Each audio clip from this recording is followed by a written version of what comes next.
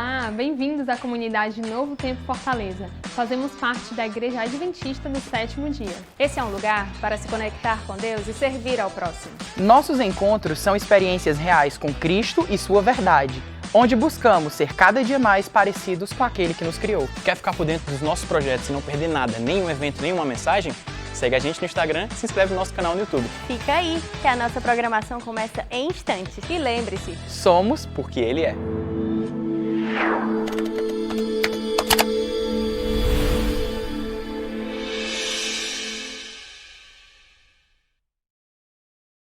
Boa tarde. Boa tarde, né? Pode sentar, depois de você sentar aí, se acomodar. Seja bem-vindo mais uma tarde à comunidade Novo Tempo.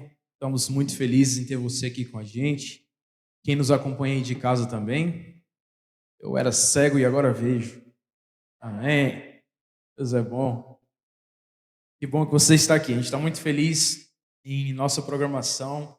É muito completa, né? Completa porque você está aqui, completa porque a gente louva a Deus, porque a gente escuta a sua voz e depois a gente tem um lanche, né? Que coisa maravilhosa. Sempre muito bom começar a semana assim, né? Eu não sei você, mas eu gosto muito de abraço. Tem alguém aqui mais que gosta de abraço? Né? Eu entendo assim que abraço é quase um dom. Eu me considero uma pessoa que dá bons abraços. E não sei você, mas o melhor abraço que eu já tive, além da minha esposa, é do saudoso Humberto, né? Humberto tinha um abraço que era cativante, né? Por isso que eu digo que abraçar é um dom. Agora, se é um dom, não é todo mundo que tem esse dom. Porque tem pessoas que parece que não gostam de serem abraçadas, né? Tem pessoas que ficam sem jeito quando vão receber um abraço, né? Você já teve algum abraço constrangedor? Já? De tipo assim, você ir com toda empolgação abraçar alguém e a pessoa querer te abraçar de lado, assim, né? Ou então, às vezes, vocês vão abraçar e vão os dois para o mesmo lado e quase beija. Não tem isso? Tem esse abraço assim?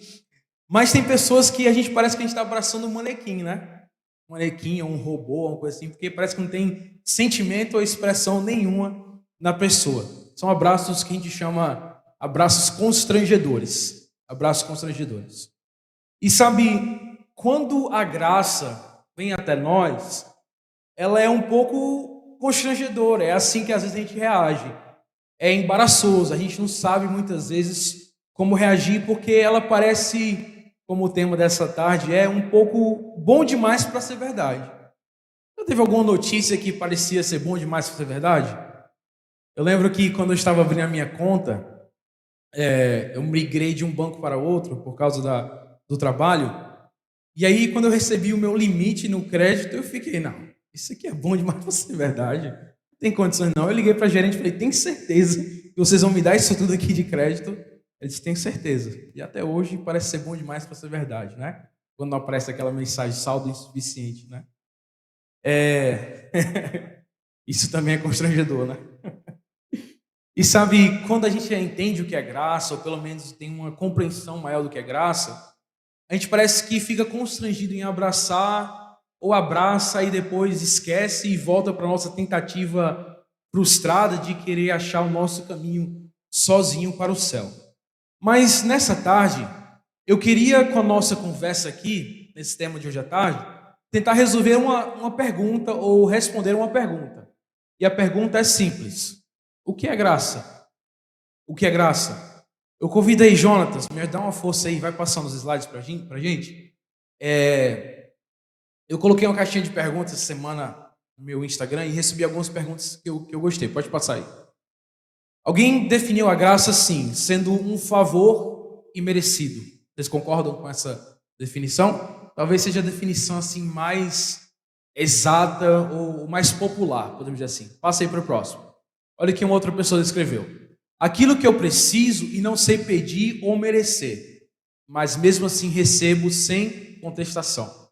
Para mim essa resposta pareceu um pouco pessoal. E na experiência dela com Cristo, ela entendeu assim, olha, eu não mereço, mas eu preciso.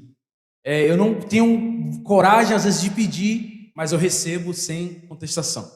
Outra pessoa colocou assim, amor em abundância. E de fato a graça é o amor de Deus sendo revelado para cada um de nós. E a outra falou assim, presente de Deus.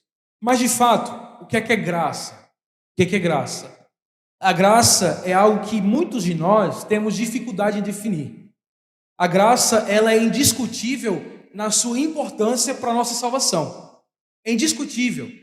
E talvez um dos assuntos mais importantes nas Sagradas Escrituras trata-se da graça. Só que muitas vezes ela é muito mal compreendida. Muito mal compreendida. E a graça, ela é o alicerce da nossa salvação. É por causa da graça que nós somos salvos. Ela não é apenas alicerce, mas ela é a salvação em sua essência.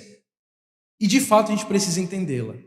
O dicionário define graça de 7 formas. Tem 7 definições para graça. Só que eu achei mais interessante foi essa aqui. Auxílio divino, não merecido, dado ao ser humano para sua regeneração ou santificação. E eu quero, nessa tarde, abrir com você a Bíblia. Tem uma história da Bíblia que ilustra a graça de uma forma nítida. Está em Lucas capítulo 15, o versículos 11 em diante. Abra aí a sua Bíblia, se você estiver com ela. Lucas capítulo 15, versículo. Essa parábola, ela tem um propósito. E o propósito dessa parábola é ensinar para a gente algo muito importante. Só que antes a gente precisa entrar no contexto dela para tentar entender o que é que está dizendo aqui a palavra de Deus. Por quê? Porque Cristo está contando essa parábola para um público. Tinha um público que estava ali ouvindo a Jesus. E ela foi contada num contexto em que tinha pecadores ouvindo ali. E quando eu falo pecadores, claro que pode abranger a todos. Mas pecadores eram para a sociedade ali, pessoas que eram falhas, pessoas que tinham pecados explícitos e coisas assim do tipo. Mas tinha também publicanos, fariseus, escribas que estavam ali com Jesus. E eles estão mais uma vez naquela coisa, criticar Jesus porque ele é amigo de pecadores. Aquilo que nós falamos na semana passada. Então Jesus ele teve vários embates e confrontos com pessoas assim, que queriam criticar Jesus porque ele andava com o povo da mais baixa classe. Então, na verdade, Jesus ele conta 3 histórias em sequência. A história da dracma perdida, a história da ovelha perdida e a do filho pródigo, e a maior das 3 histórias que Jesus conta naquela tarde. Vamos ler juntos? Diz assim: Continuou Jesus, certo homem tinha 2 filhos. Ao mais moço deles disse ao pai: Pai, dá-me da parte dos bens que me cabe. E ele lhes repartiu os haveres. Passando não muitos dias, o filho mais moço, ajuntando tudo que era seu, partiu para uma terra distante e lá dissipou todos os seus bens, vivendo dissolutamente. Depois de ter consumido tudo, sobreveio àquele país uma grande fome e ele começou a passar necessidade. Então ele foi e se agregou a um dos cidadãos daquela terra, e este o mandou para os seus campos a guardar porcos. Ali desejava ele fartar-se das alfarrobas que os porcos comiam, mas ninguém lhe dava nada. Ou seja, ele estava brigando por comida com os porcos, e os porcos de tão famintos não davam nem um pouco para ele. Então, caído em si, disse: Quantos trabalhadores do meu pai têm pão com fartura, e eu aqui morro de fome? Levantar-me-ei e irei ter com meu pai, e lhe direi: Pai, pequei contra o céu e diante de ti. Já não sou digno de ser chamado teu filho, trata-me como um dos teus trabalhadores. E levantando-se foi para o seu pai. Vinha ele ainda muito longe quando seu pai o avistou. E compadecido dele, correndo, o abraçou e beijou. E o filho lhe disse: Pai, pequei contra o céu e diante de ti já não sou digno de ser chamado de filho. O pai, porém, disse aos seus servos: Trazei depressa a melhor roupa, vestiu, ponde-lhe um anel no dedo e sandália nos pés. Trazei também e matai o novilho cevado. Comamos e regozijemo-nos. Porque este meu filho estava morto e reviveu, estava perdido e foi achado. E começaram a regozijar-se. Sabe, 3 histórias. 3 coisas perdidas. Na primeira, a moeda.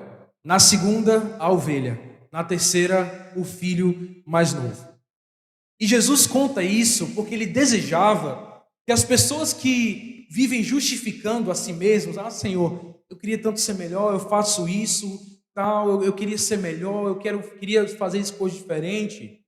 Jesus queria dizer para essas pessoas a seguinte coisa: olha, Deus ama quem é ruim, Deus ama quem é falho, Deus ama quem é pecador, e não há nada que você venha fazer que vai justificar você ser ruim ou você falhar. Mas Cristo queria apontar para o arrependimento, porque muitas vezes nós estamos interessados em justificar para Deus por que é que nós falhamos. E o arrependimento vem em segundo plano. Só que a ideia de Cristo ao contar essa parábola é o seguinte: primeiro vem ao arrependimento, não se preocupe em justificar ou querer falar para mim por que você falhou. Deus ama todos os pecadores e quer que o nosso coração volte para Ele. E sabe, os fariseus e publicanos que estavam ali eram incapazes de entender isso. Por quê? Porque eles achavam o seguinte: Deus celebrar pecadores? Jamais. Castigá-los? Sim. Fazê-los pagar pelo seu mal? Sim. Sem dúvidas. Mas dar uma festa por um pecador era algo que era incompreensível na mente deles.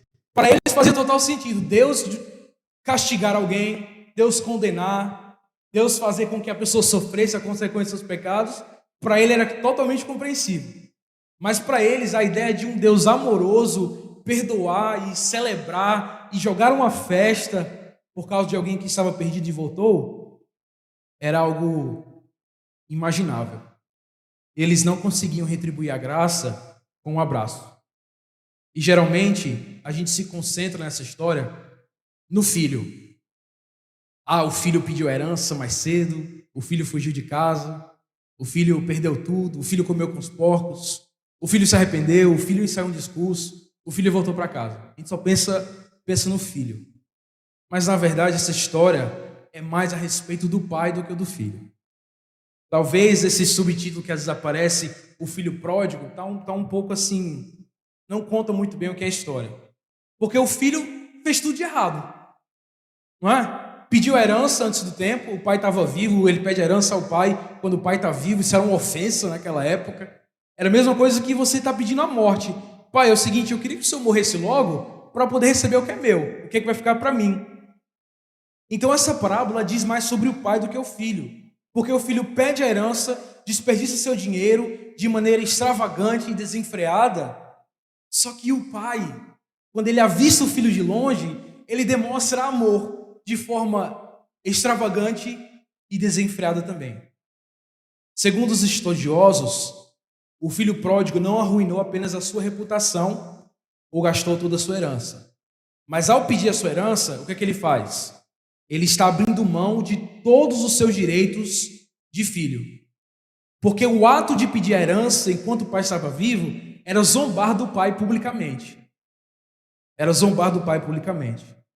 E quando ele percebe, naquele cenário, depois de gastar tudo, depois de vir uma fome para a região, e se encontrar com os porcos, ele percebe: rapaz, os servos do meu pai são tratados melhor do que a situação que eu estou hoje. E ele, como diz a Bíblia, ele prepara um discurso, ele ensaia um discurso.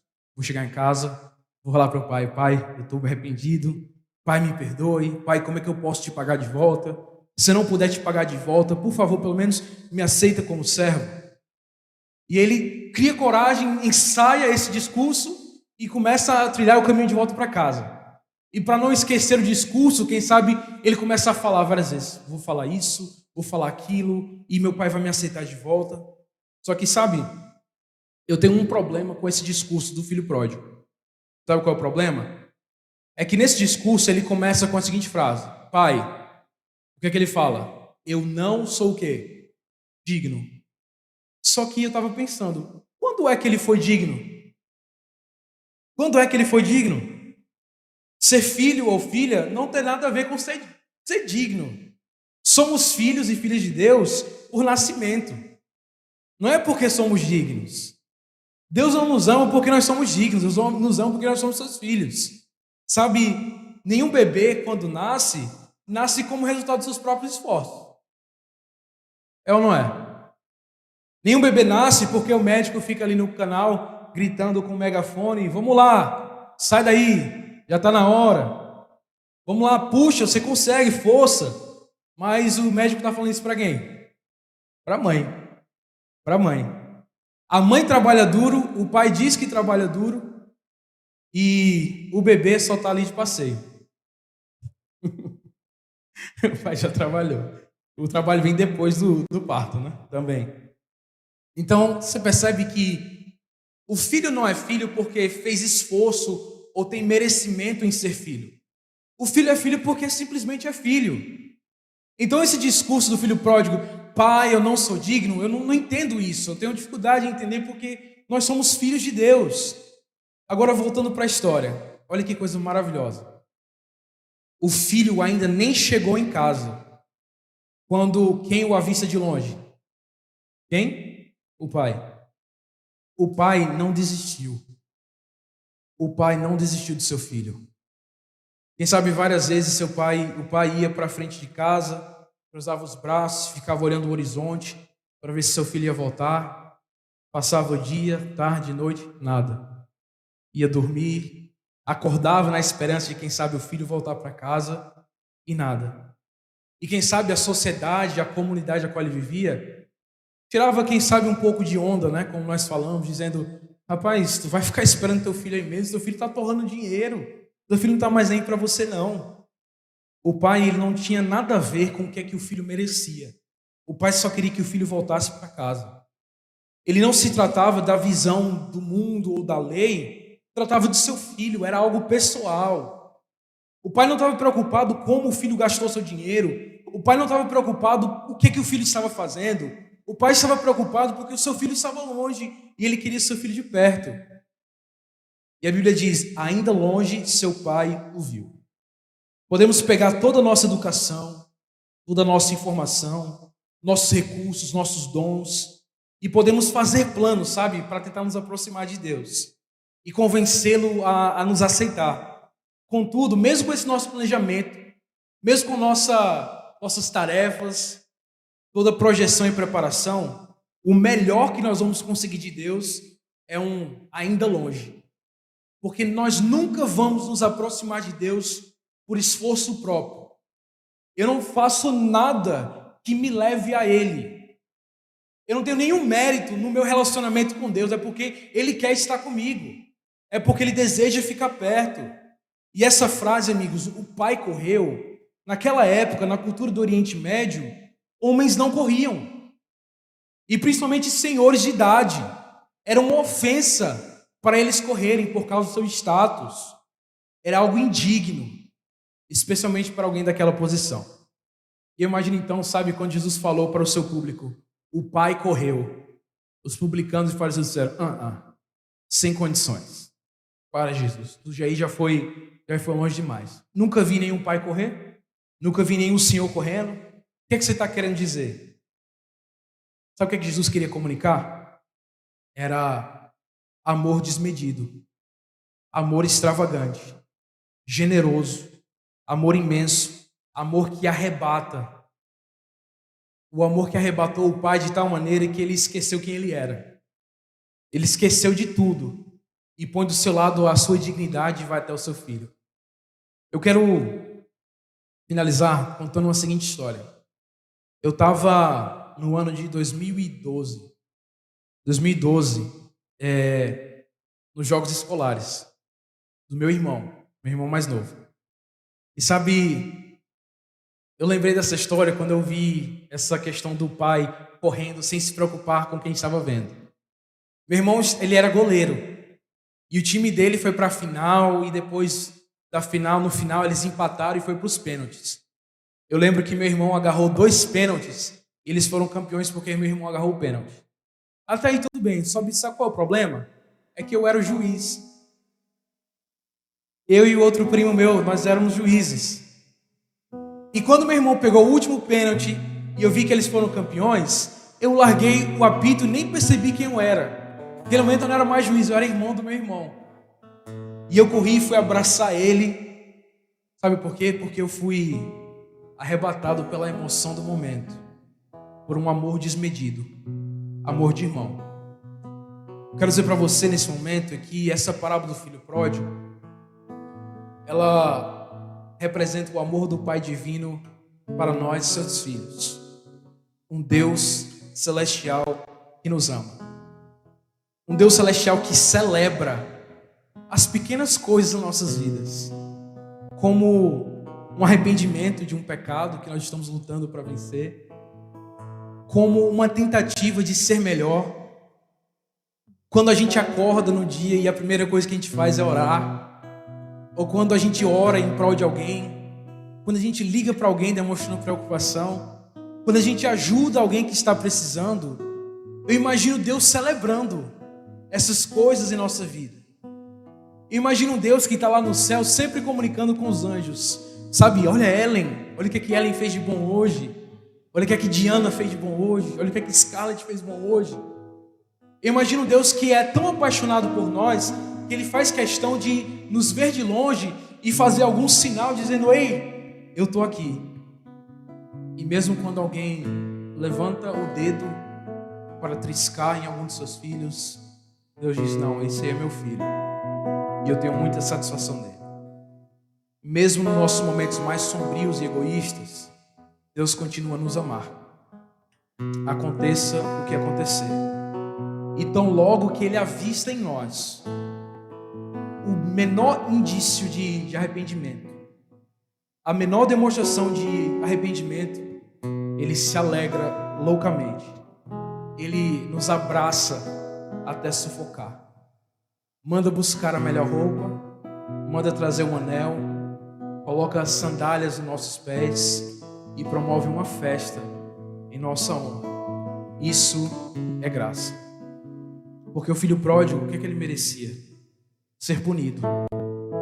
Ele merecia ser punido, desonrado, deserdado, banido para sempre da sua comunidade, mas também da presença do Pai.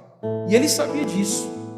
E é por isso que quando ele volta, o seu discurso não é: eu quero ser filho de novo, eu quero ser servo. Esse foi o discurso, porque ele sabia que ele não seria digno de ser filho. Há uma tradução da Bíblia que fala que quando o pai o viu, lançou-se-lhe ao pescoço. Ou seja, o pai esqueceu que ele era pai e abraça, quem sabe, com um abraço de urso.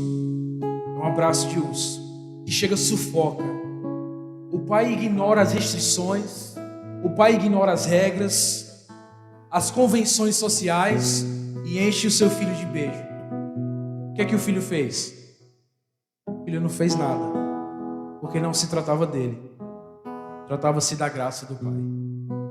O filho entra na casa do pai, começa a festa, as pessoas estão muito felizes em vê-lo e lhe dão boas-vindas. Bem-vindo de volta, bem-vindo de volta, nós sentimos a sua falta. Não há vergonha, nem culpa, nem rejeição por parte de ninguém. Sabe por quê? Porque aquele que foi mais afetado pelos caminhos errôneos do filho foi o pai. E o pai o perdoou. Não apenas perdoou, mas deu ao seu filho uma nova história. E quem sabe nesse momento ali na festa, o filho olha para o anel, olha para suas vestes limpas, olha para as sandálias e diz: depois de tudo que eu fiz, olha onde eu estou de novo. Mesmo depois de tudo que eu fiz, desonrei meu pai, trouxe vergonha ao seu nome.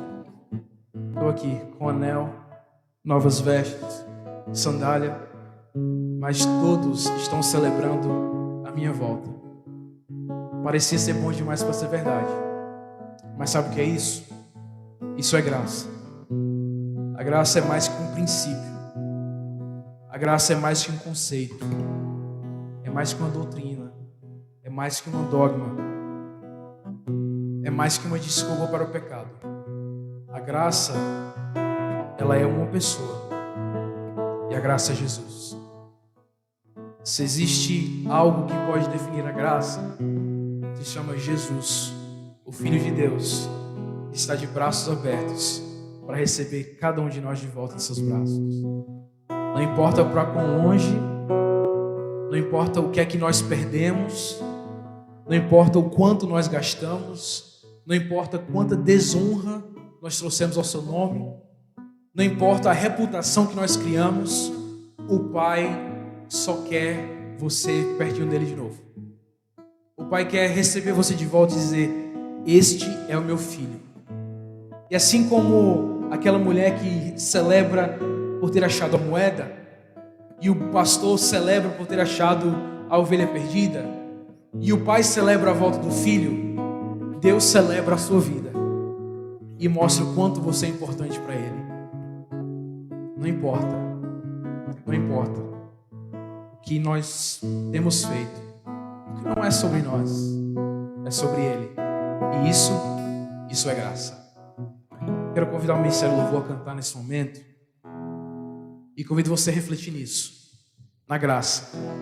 A graça que é Jesus, que é o princípio e que é o fim.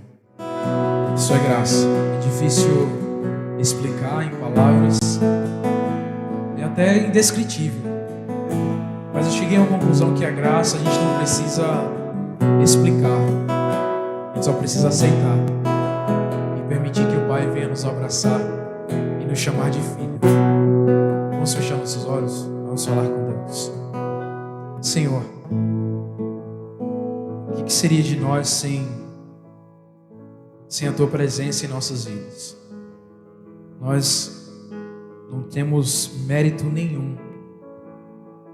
E de fato, até tudo que há de bom em nós provém de Ti. Obrigado pela graça, porque a graça ela não está preocupada com regras, leis. A graça está preocupada em achar morada, em achar corações arrependidos. E nessa noite, mesmo não merecendo ser chamados de filhos, não merecendo o Teu amor, porque na verdade nós não temos feito nada para merecer isso, o Senhor insiste em nos chamar de filho. O Senhor nos avista de longe e corre em nossa direção. E mesmo antes que venhamos a falar qualquer palavra para tentar justificar os nossos erros, o Senhor manda trazer novas vestes, um anel novo, novas sandálias, e celebra a nossa vida. Obrigado, Senhor, porque o Senhor celebra as nossas conquistas. Até mesmo no menor índice de arrependimento ou no menor sinal de arrependimento em nós, o Senhor se alegra. Por favor, Pai, se aqui nessa noite, nesse momento, alguém que está distante, alguém que está distante do Pai, corre, Senhor, em direção de cada um deles. E com um abraço constrangedor, vem nos abraçar também. Obrigado porque nós somos filhos. E uma vez filho, filho para sempre. Nós oramos agradecendo pelo Teu amor, mas também queremos cantar mais uma vez dizendo que Tu és o Alfa e o Ômega, o início e o fim.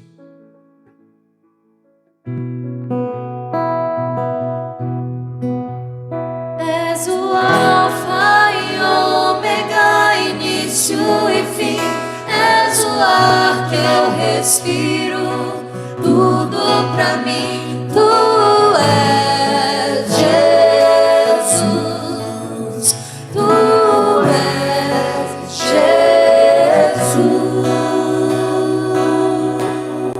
Jesus. Oramos em nome de Jesus. Amém. Que Deus te abençoe. Temos aqui agora o nosso próximo momento, um lanche preparado para você. Que Deus te abençoe e conceda uma semana de vitórias ao seu lado.